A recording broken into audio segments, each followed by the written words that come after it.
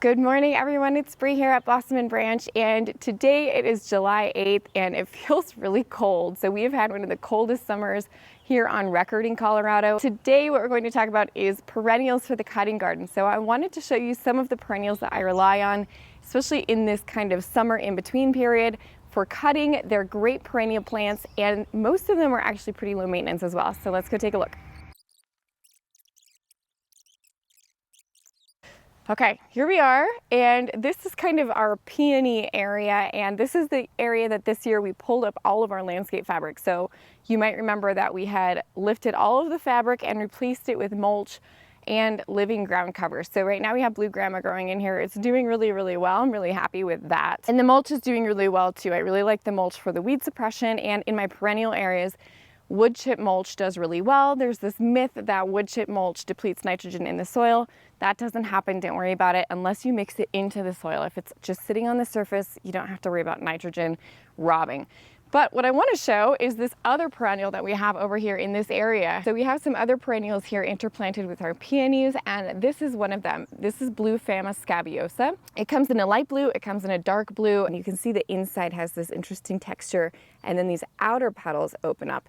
This is a really great cut flower, and we can grow this in an annual version, and we do grow a little bit of the Scabiosa that is an annual variety, but I really prefer the perennial variety, and there's a couple reasons for that. One is that the stems are really, really nice and long, so you can see how long and how hardy these stems are. So that's a great thing. Obviously, being perennial is a great thing because we don't have to replant it every year.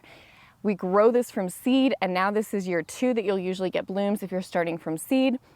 Cut it back all the way and you'll usually get reblooms, reflushes of the Scabiosa. But it does do better with a little bit of rain, so it definitely likes a moist soil. It's also just a really unique color in the garden, so we don't grow a lot of blues. We try to grow some because it makes a really nice pop in bouquets, but it's a great shade of blue. It kind of hinges toward the lavender side. So this is a really pretty one, Fama Blue Scabiosa. Let's go over here and check out Veronica. Over here we have Veronica, and Veronica is a popular one for cut flowers. It's one of our more popular plants with the bees. So the bees usually start by pollinating these lower blooms here that open first, and then they move up, and you can see the blooms open as it goes up. So usually we try to cut it actually just before this point. So this one is pretty good for harvesting here. Really nice long stems, so you can see how long the stem length is on this. And this variety in particular is Skyler Veronica, and I like the Skyler because it has these nice long stems. Some Veronicas stay short. It also doesn't require vernalization. So some varieties of Veronica like that cold period over the winter. So if you're in a warmer zone, you can grow this Skyler Veronica and you don't have to worry if you don't get those cold winters, it'll still bloom.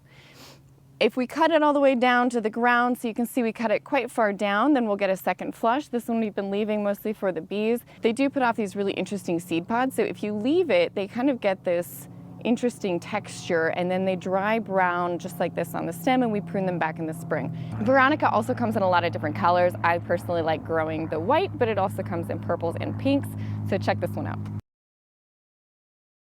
Here we have a perennial shrub, and this one is called New Jersey tea. It's also called Ceanothus. You can see it's a really interesting white bloom. So most of our white shrub blooms we usually get earlier in the spring. So things like viburnum, lilac, those things tend to bloom earlier for us. This one is a little bit of a later bloomer. So here we are getting into summer, and this one is just starting to bloom.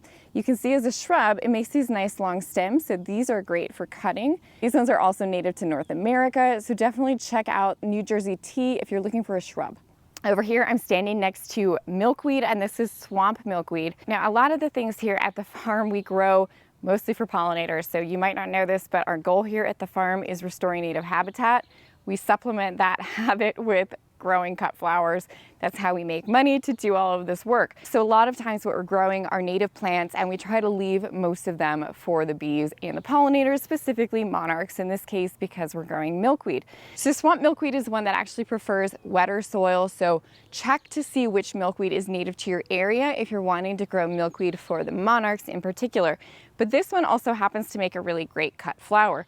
So you can see it makes these really pretty pink blooms up at the top. And whenever we're harvesting this one, I like to harvest before they're all fully open so we're not getting a lot of droppage of these petals. And I also, especially if I'm ever cutting milkweed, I will do two things. One, check to make sure there's no monarch eggs anywhere on the plant itself so that we're not harvesting that. And number two, if you're sensitive to milkweed sap, make sure you're wearing gloves. Milkweed puts off a toxic sap that can kind of give you some blisters and be irritating. So if you're not sure if you're sensitive to it and you're cutting milkweed, make sure you wear gloves. In general, we like to leave this one for the pollinators, but beware, it will spread. That one drops seeds everywhere. Over here is a really fun one that we've been growing. We started growing this one last year, so this one's actually on year 2, and we started it from seed. This one is really easy to start from seed, which is really nice because a lot of the natives that we plant especially are really hard to start from seed. Pearly Everlasting is an exception to that.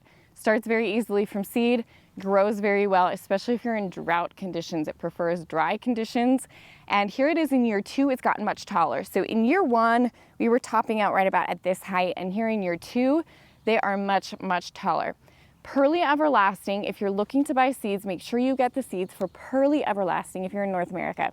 The one that is commonly sold by seed retailers is actually Winged Everlasting, and that one is from Asia. It looks almost identical. Why we sell the one from Asia and not the one that's native to North America here in North America, I don't know. It blows my mind. Anyway, make sure you're getting the Pearly Everlasting. But it makes these really cute little white heads, and you can see they kind of look like, I don't know, little fish eyes almost. They're just really cute, and they dry really, really well. So not only can we use these fresh, they're very sweet as a cut dried flower. If you're gonna use them for dried, I like to cut them before they're fully open, because if you cut them when they're fully open, they do open up and puff seeds everywhere. So if you're going to cut them for dried, cut them early. All right, guys, that's it for today's tour around looking at some of the perennials here we're growing. And if you liked this one, remember to like and subscribe, because we're gonna be doing more tours like this as things continue to bloom here at the farm. And let me know what you'd like to see. I always love to hear feedback. In the meantime, here's a quick sneak peek at some of the things we're seeding right now. I have to get back to work because it's very busy here at the farm. More on that to come soon. In the meantime, order your stock seeds, and we will see you guys soon back here at the farm.